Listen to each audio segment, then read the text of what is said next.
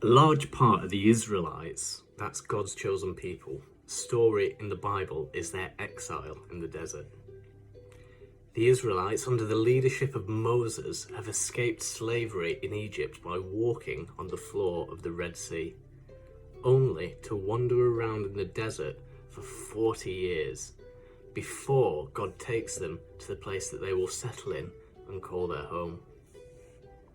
Now, God promises over 400 years before this to Abraham, the father of the nations of Israel, to give land to his descendants. God then again promises to Moses that he will lead the Israelites to that same land to live in. So, when Moses leads his people to freedom, to this promised land, they are somewhat discouraged when they end up spending 40 years in the desert. This is one of the toughest parts of Israel's history.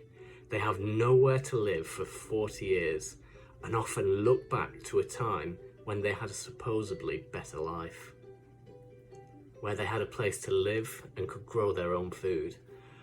But the thing is, the place they were looking back to was a place of slavery, and God was bringing them to freedom.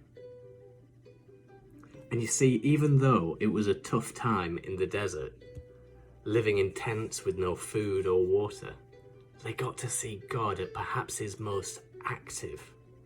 It's a time when we see a load of acts of God. It starts off with 10 plagues in Egypt, and then Moses parts the Red Sea for them to walk through to freedom. And then in the desert, God guides his people on their way with a pillar of cloud by day and a pillar of fire by night.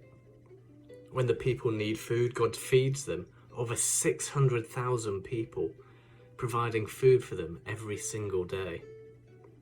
It's in the desert that Moses receives the 10 Commandments and the rest of the law on top of a mountain. The desert may well have been one of the most difficult periods of Israel's history, but it's also where we see God act on an immense scale